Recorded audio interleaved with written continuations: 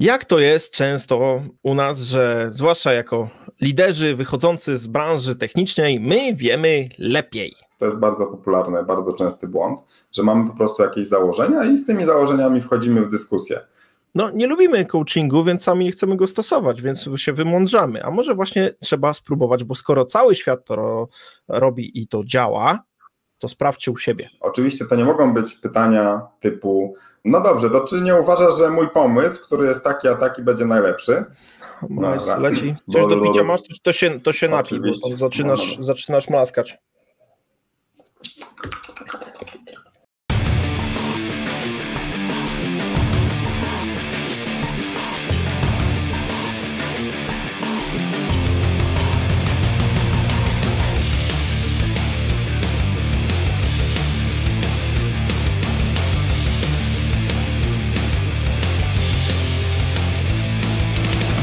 Cześć, witajcie w kolejnym shorcie, z tej strony Paweł Rykowski i Krzysztof Rakowski. Jak to jest często u nas, że zwłaszcza jako liderzy wychodzący z branży technicznej, my wiemy lepiej, no bo przecież my wiemy wszystko i skoro wiemy wszystko najlepiej, no to z reguły gadamy, nie? Tak jak teraz ja, Krzycha schowałem i teraz będę wam gadał. No a to chyba, kiedy zostajemy liderami, nie o to do końca chodzi, więc Krzychu, pytanie do ciebie, w jaki sposób człowiek, który był techniczny, wie lepiej, jest wygadany, nie potrafi dopuścić innych do głosu i w ogóle nawet nie chce, bo jego racja jest przecież najjejsza niż innych, jak cytując lekko parafrazując klasyka, no to co można zrobić, żeby to jednak było dobrze? Tak, to jest nasze przekleństwo, że my znamy się na rzeczy, mamy jakąś tam za sobą ścieżkę techniczną, więc często po prostu wiemy lepiej. Natomiast zawsze przytaczam tę zasadę, że powinniśmy zatrudniać ludzi, którzy są od nas mądrzejsi, bo nigdy nie będziemy lepsi od całego zespołu ludzi, którzy są po prostu dobrzy w tym, co robią. Więc zostając liderem, coraz częściej i częściej musimy oddawać tę decyzyjność innym osobom, żeby od nich wychodziły te pomysły, no bo to daje nam największe szanse odniesienia sukcesu czy zrobienia po prostu dobrej roboty. I tu chciałbym się z wami podzielić ćwiczeniem z książki, którą już kilka razy polecałem, która moim zdaniem jest bardzo dobra i każdy powinien przeczytać. Książka ma tytuł Multipliers, napisana przez Liz Wiseman. Damy oczywiście link w materiałach.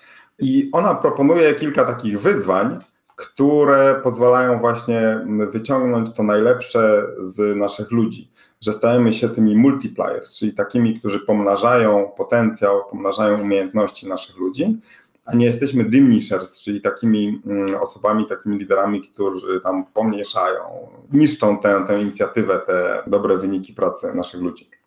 I tutaj to ćwiczenie, które chciałbym wam polecić, nazywa Extreme Questions, czyli to jest takie wyzwanie ekstremalnych pytań.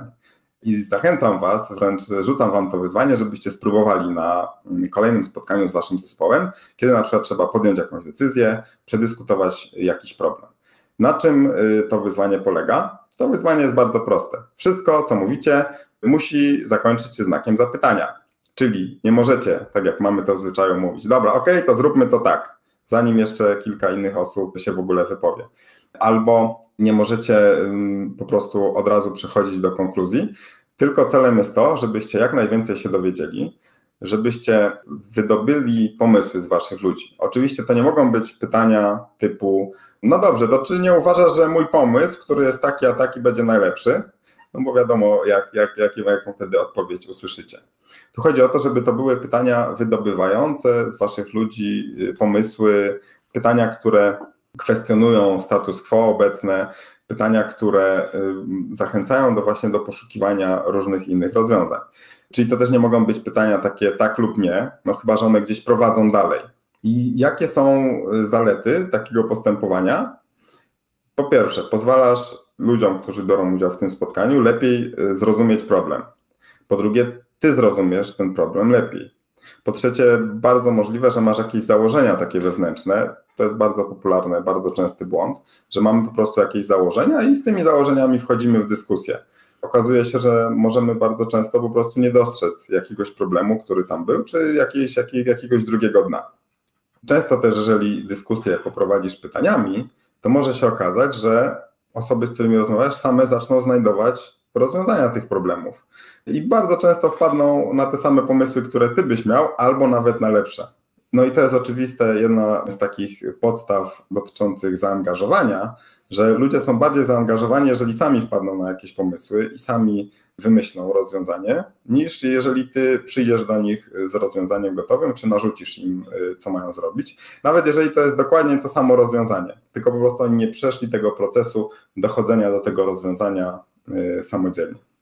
Wyzwanie, które chciałbym wam rzucić, to jest wyzwanie ekstremalnych pytań, które polega na tym, żebyście na najbliższym spotkaniu, gdy będziecie z zespołem myśleć o jakimś problemie, żeby każda wasza wypowiedź kończyła się znakiem zapytania. Żeby każda wasza wypowiedź to było pytanie, które pogłębia problem, które stara się złamać wasze założenia albo które stara się wydobyć jakieś dodatkowe elementy z tego i pozwala waszemu zespołowi dojść samemu do rozwiązania.